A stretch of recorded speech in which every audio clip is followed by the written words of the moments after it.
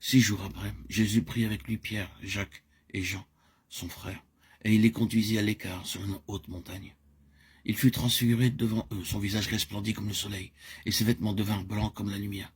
Et voici une voix fit entendre de la nuée ces paroles, celui-ci est mon fils bien-aimé, en qui j'ai mis toute mon affection. Écoutez-le, Matthieu 17, 1, 5.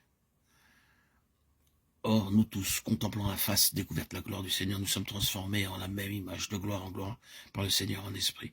2 Corinthiens 3, 18. Le lien entre ces deux passages se trouve dans un mot malencontreusement légèrement obscur dans certaines traductions. Dans la version King James, nous lisons « sont changés en la même image ». Dans la version révisée, « sont transformés en la même image ». Et non « sont changés ». Les réviseurs ont légèrement amélioré l'autre version avec une sensibilité plus fine, mais ils évitent la bonne traduction par ce léger changement en transformer au lieu de changer. Le fait demeure que nous avons ici le même mot grec que celui qui est employé pour décrire ce qui est arrivé sur la montagne, et il fut transfiguré devant eux. C'est exactement le même mot que celui qui est traduit ici alternativement par changer ou transformer. L'exacte traduction serait plutôt transfigurer en la même image, indiquant ainsi que les enfants de Dieu doivent connaître une transfiguration comme ce fut le cas pour le Seigneur Jésus.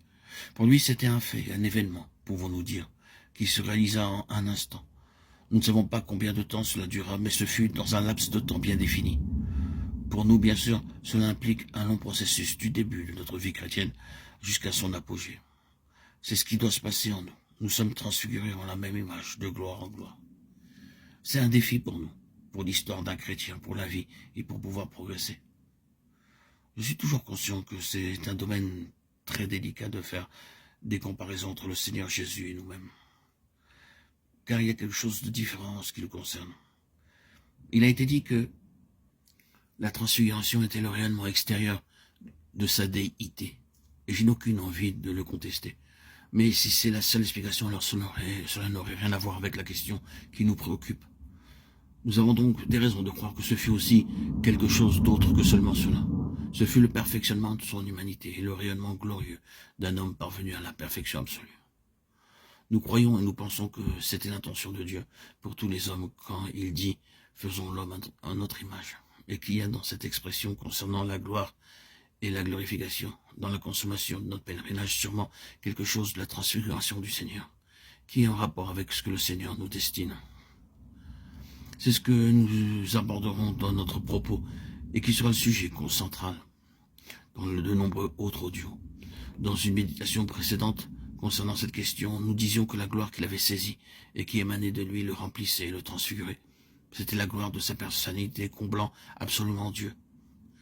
Car où que vous regardiez dans la Bible, la satisfaction de Dieu est toujours en relation avec la gloire. Là où vous voyez un état de choses qui satisfait Dieu, vous y trouverez la gloire qui remplit et qui émane. C'était le cas pour le Seigneur Jésus, et c'est pourquoi la voix venant du ciel l'attestait et a mis l'accent sur lui en déclarant « dans lequel j'ai trouvé tout mon plaisir ». Le Père était complètement satisfait en lui.